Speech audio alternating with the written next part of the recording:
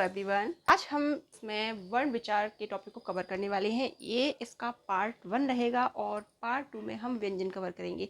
तो चलिए स्टार्ट करते हैं कि वर्ण विचार क्या होता है और इससे कैसे कैसे क्वेश्चंस बन सकते हैं।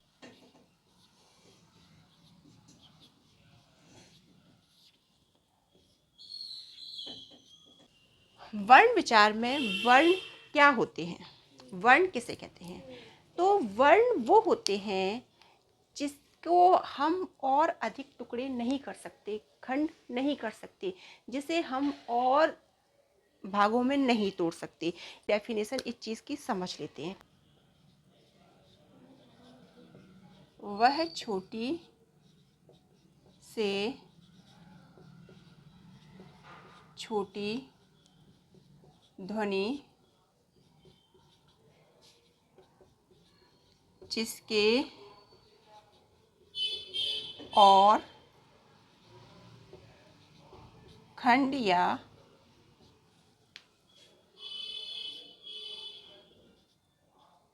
टुकड़े नहीं किए जा सकते, ओके, वर्ण कहलाती है।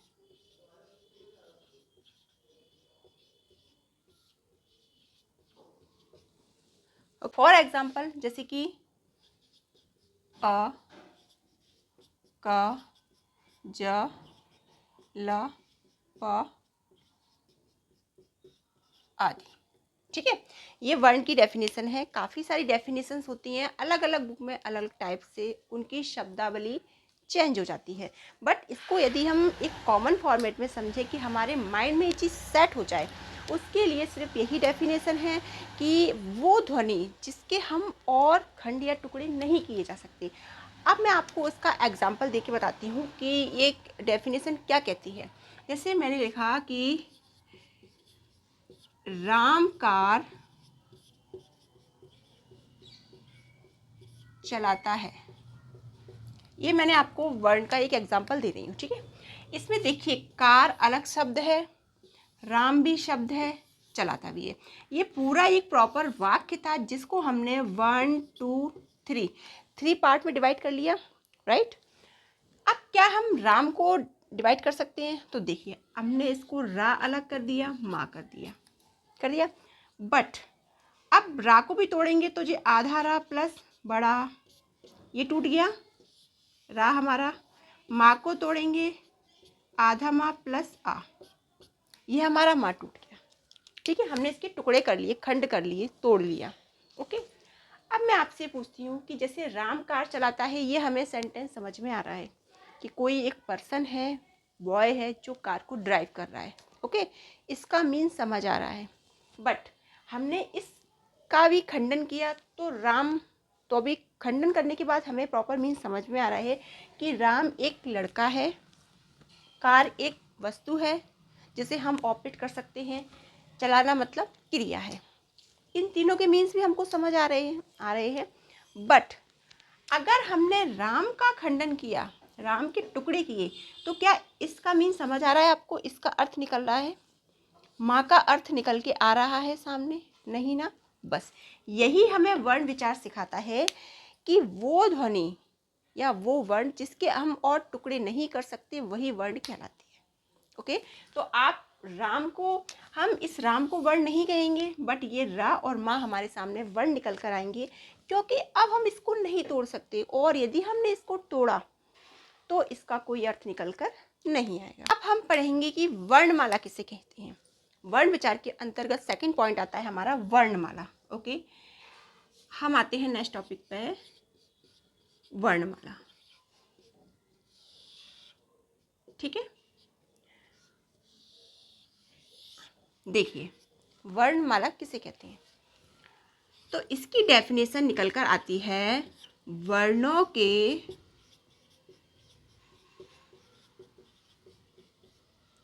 व्यवस्थित समूह, समूह या आप क्रम भी बोल सकते हो,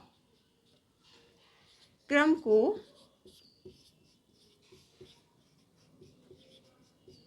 वर्णमाला कहते हैं। ओके, वर्णों के व्यवस्थित क्रम को वर्णमाला कहते हैं, समूह को। अब इस डेफिनेशन को हम समझ लेते हैं। देखिए, जैसे आपके पास बहुत सारे मोती हैं जी, आपने मोतियों की माला देखी है ना, राइट।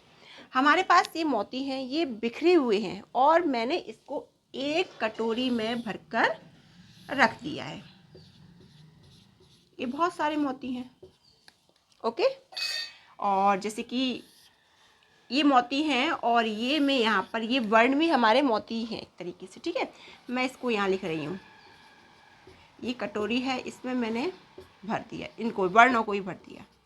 ओके, आप मुझे एक चीज़ बताइए, आपको एक कटोरी में मैंने मोती भर दिए, आप क्या करोगे?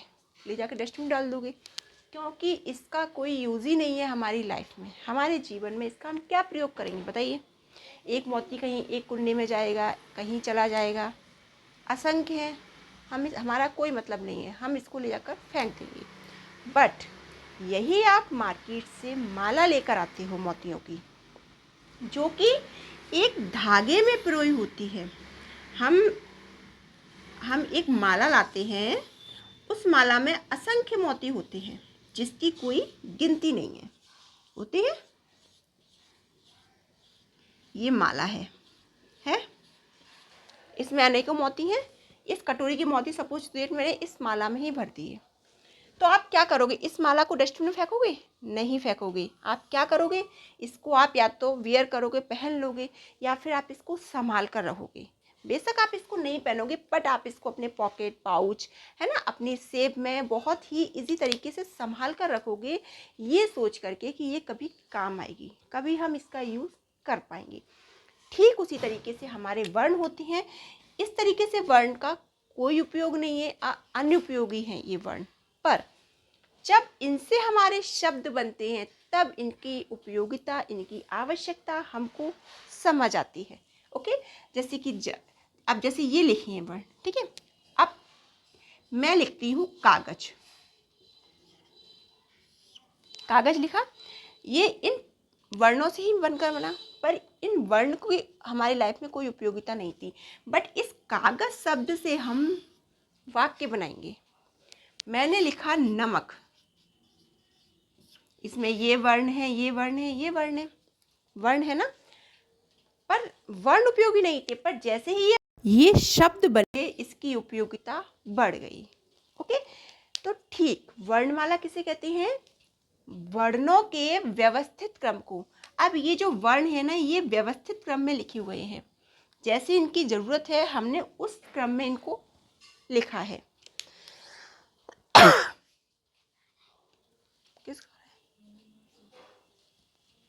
मिनी मौसी को भी अब चैन नहीं है, फोन आ रहा है मिनी मौसी, ठीक है। तो आपको समझ आया? अब इस समय इसकी हमें उपयोगिता बढ़ गई, जैसे हमने इसको क्रमबद्ध तरीके से एक अच्छे फॉर्म में लिखा, इसकी हमें आवश्यकता बढ़ गई। ओके, तो ये हमारा वर्णमाला की डेफिनेशन है कि वर्णों के व्यवस्थित क्रम को वर्णमाला कहते हैं।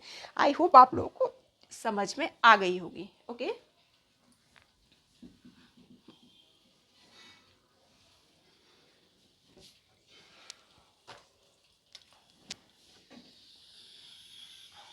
चलिए अब हम आते हैं और क्वेश्चंस पर। अब तो नहीं आ रहा फोन, और क्वेश्चंस पर आते हैं। पहला क्वेश्चन, वर्णमाला किसे कहते हैं? ओके, नंबर सेकंड क्वेश्चन है हमारा, है कि हमारा हिंदी में वर्णमाला की संख्या कितनी है? ओके, तो इसका आंसर है 48। हमारे हिंदी में जो वर्णमाला है, वर्ण है, वो हमारे 48 है। अब हम आते हैं कि अनुस्वार कितने हैं? तो अनुस्वार किसे कहते हैं? अंक अनुस्वार के। अब है हमारा विसर्ग, विसर्ग आहा, ये हमारे विसर्ग होते हैं, ठीक है। और हिंदी में वर्णमाला की संख्या 48 होती है, राइट। हिंदी में स्वर की संख्या देखिए हिंदी में स्वर की संख्या कितनी है, तो देखिए इस स्वर की संख्या 11 है हिंदी में। कितनी है? 11। आ, बड़ा आ, ई,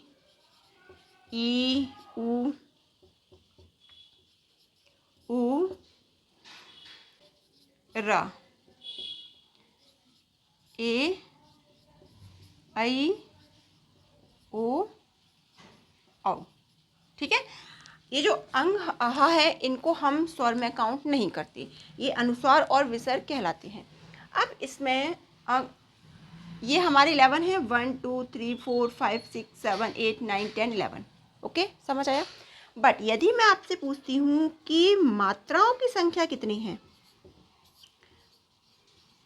मात्राओं की संख्या, देखिए मात्राओं की संख्या हमारी 10 होगी। ठीक है, अब आप बोलोगे क्यों, तो देखिए ये छोटा आ है जो हम अपनी लैंग्वेज में बचपन से पढ़ते आए हैं कि छोटा आ बड़ा आ।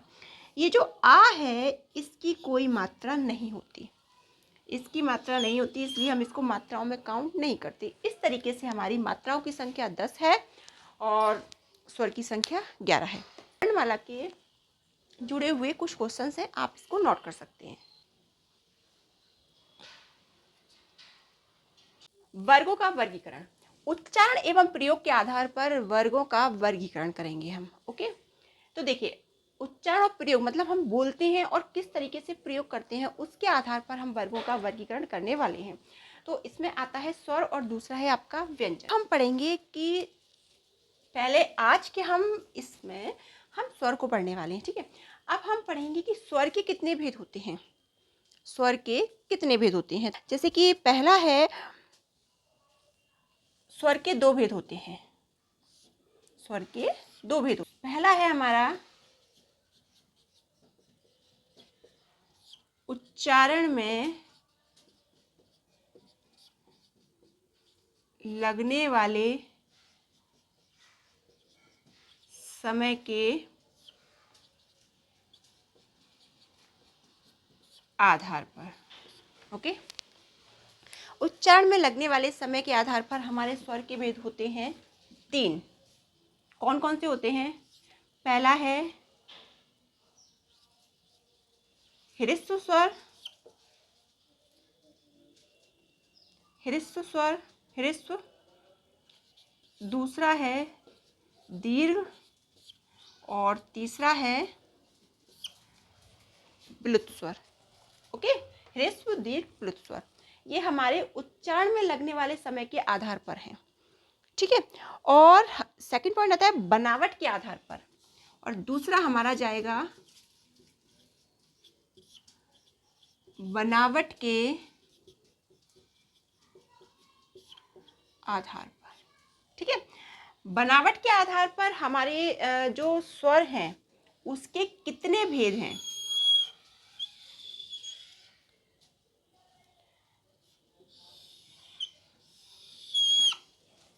बनावट के आधार पर हमारे स्वर के भेद होते हैं 2। कौन कौन से होते हैं? मूल स्वर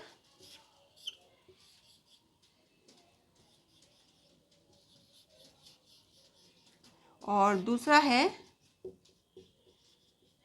संधि स्वर।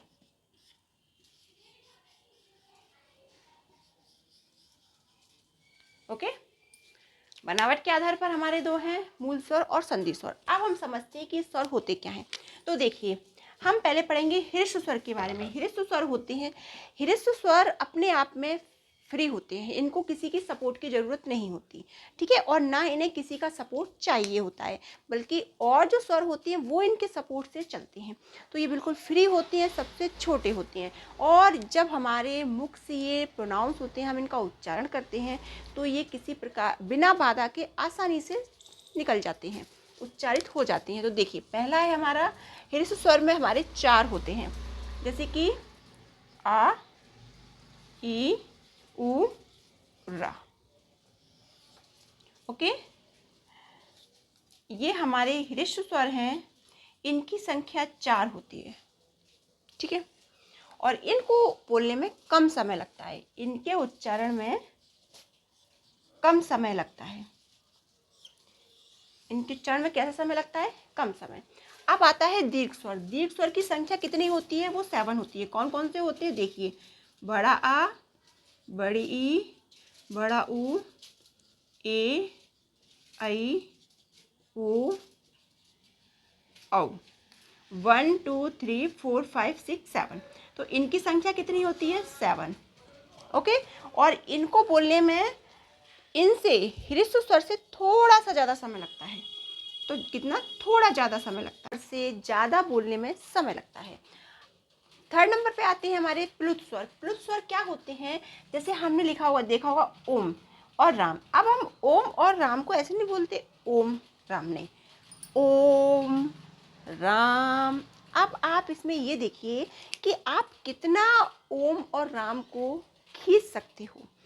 तो इसकी जो मात्रा होती है, ये दोनों, ये आपकी जैसे कि ह्रस्व स्वर में एक मात्रा मान लेते हैं अपन, एक होती है, और दीर्घ में 2 मान लेते हैं, क्योंकि 2 मात्राओं को मिलाकर ही बड़ा आ बड़ी ई बनते हैं। बट प्लुत स्वर में 2 से अधिक, 3 4 5 ये मात्राएं हो सकती हैं। अब वो कैसे होती हैं, ये आपकी कैपेबिलिटी के ऊपर डिपेंड करता है कि आप इसे कितना तेज खींच सकते हैं। ओके। अब हमारे आते हैं बनावट के आधार पर स्वर।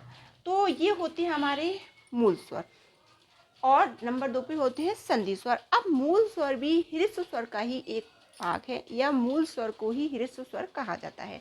अब आप बोलोगे कि ये दोनों सेम है तो अलग अलग क्यों लिखा है?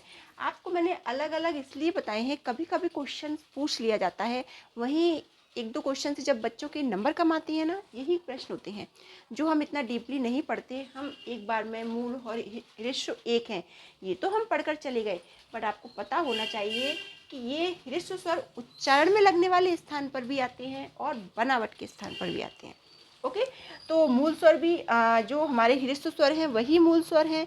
तो आ, ई, उ, र, ये भी 4 होते हैं, और जो हम पहले पढ़ चुके हैं।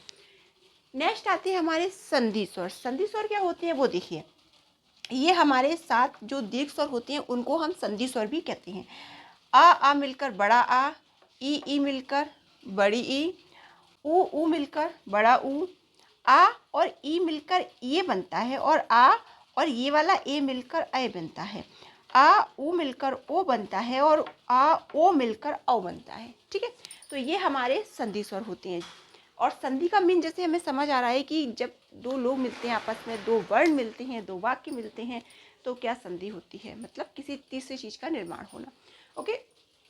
ये अपना पार्ट 1 वीडियो था। स्वर हमारे, इसके लिए मैंने पार्ट 1, ये जो पार्ट 1 है इसमें मैंने स्वर रखे हैं।